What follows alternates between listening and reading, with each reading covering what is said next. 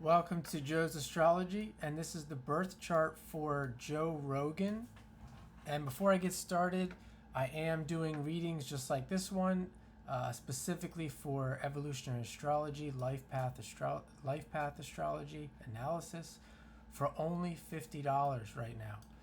So if you're interested in that, send me a message, and we can do a video call or just a regular phone call.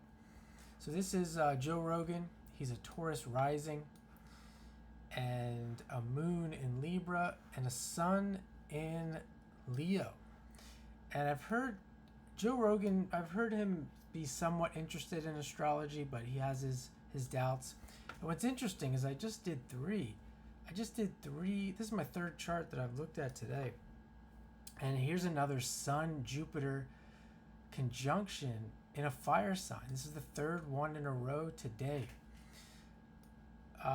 So he has the Sun and Jupiter in Leo, and he's another one of those larger than life figures and we see that with the Sun and Jupiter in Leo. Often that's the case with planets in Leo, planets with Jupiter in fire signs, Jupiter with the Sun.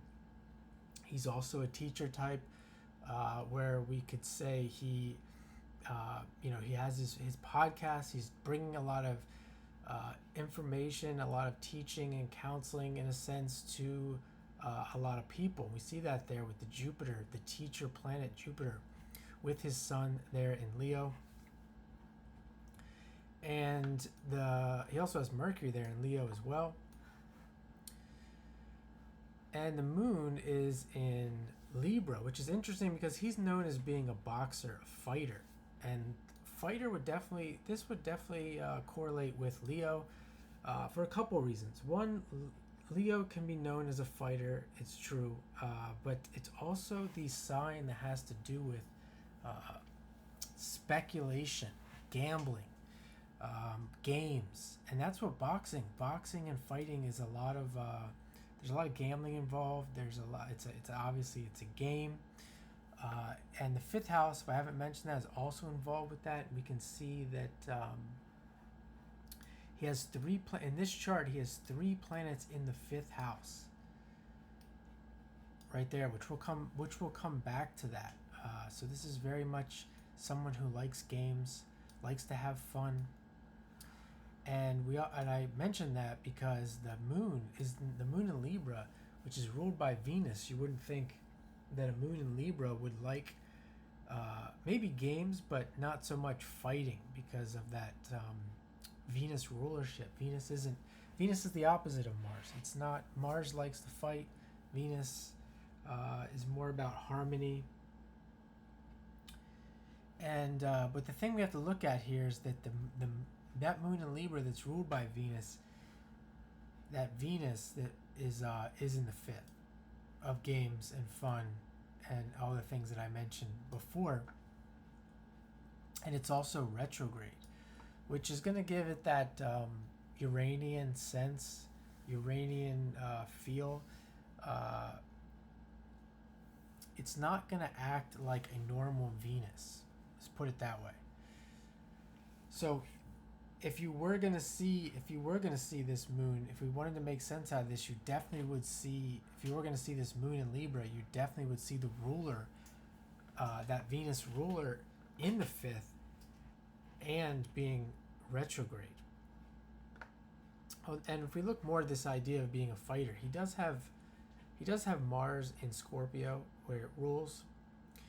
He also has Neptune there, which I talked about with the other, specifically the other person I did today, Deion Sanders. He had that Mars-Neptune conjunction.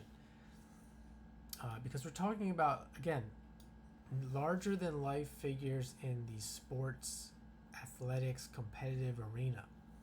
And there we have Neptune there with that planet. Neptune being very dreamy, out of this world, and that's kind of what I associate someone like Joe Rogan and what he's done, or we should say famous people. And as I said, all these descriptions have to do with Mars, have to do with competition, fighting. His Saturn is in Aries, In fact, he might be born. He might be born the same time as, or similar time as Deion Sanders. He has this Saturn in Aries as well, ruled by Mars, and that's retrograde as well. So we have these retrogrades that really point to Uranus, and he is a little bit of an unusual guy. His path uh, hasn't been conventional. He was a comedian, which is also associated with Leo and the fifth house. And the ruler of his chart, Taurus, the rising, the ruler is Venus in the fifth. So that Venus is very important. So let's take a look at really quickly here. Let's take a look at the evolutionary astrology view.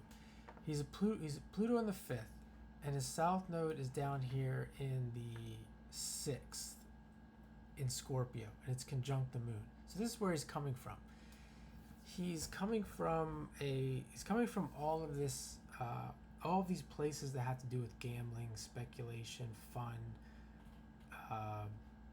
comedy. This is what he's bringing into life, and there's planets there. And we associate Uranus here with being a genius type, Venus being someone who's able to acquire money doing this, and this is what he's bringing into life. And with the south node in the sixth, and the ruler Mars, the south node being the sixth, and Scorpio with that ruler Mars, and then the moon being there as well, he's got a lot that he's bringing into this life that's associated with these planets. This ability to fight, this ability to be kind of a strong man, with this moon, this ability to, despite all of that, he's also able to relate to people on an emotional level. Moon, relate, Libra, which you might not think of being someone who's in fighting would be able to do that. And even with this Venus there too, the Venus with the Pluto as well. So we see that there's that. That's where what he's bringing into life, and where he's headed. We see the North Node in the 12th. The 12th being something that is associated with working with the public, being a teacher. We think of Pisces, the 12th. Somebody who has this larger than life, famous persona. But really particularly for me, what stands out is that he's bringing all of this stuff that I mentioned before into the teaching realm, into bringing it to the public, all the things that he's learned in these arenas. So there's that. And we even see Saturn moving, even though it's retrograde, we could say it's moving towards that North Node. So oftentimes we see with these planets with these planets with Pluto and the planets with the South Node, we see a person maybe feeling stuck in their life and not really being able to move forward. But with him, that might be the case with some personal things that he's some personal things that we don't know about in his life, or but particularly for the work life, the things that are really hard to do, the things you got to sit down and really put in the daily grind. Saturn, he has definitely, at least from our point of view, is not in that state of being stuck or being held back. It's in more of a fruition state. And we see that there with the North Node and Saturn.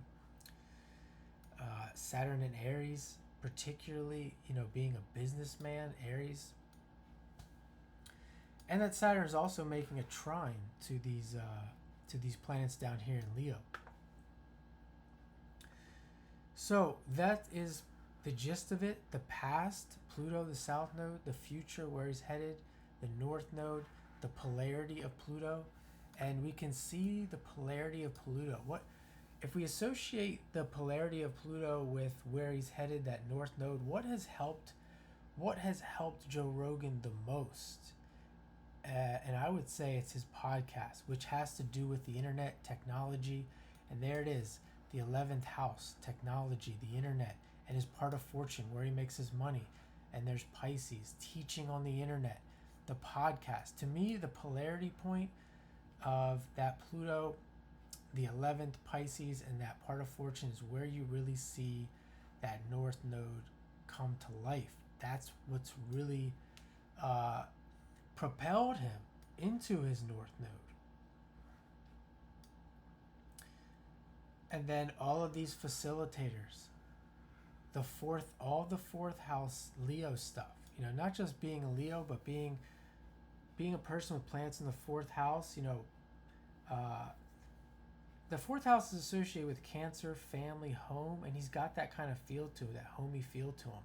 And I think people, again, they pick up on that, and that really helps him. Again, North Node, that really helps him bring his work to the public. Very much, even though he doesn't have any Pisces in this chart, very much very much water stuff, emotional stuff that really has helped him get as big with the public as he has. So there's that. And again, if you're still with me, I would love to read your chart, take a look at your chart. We can look at these things. Again, only $50 right now. So thanks for watching and have a great day.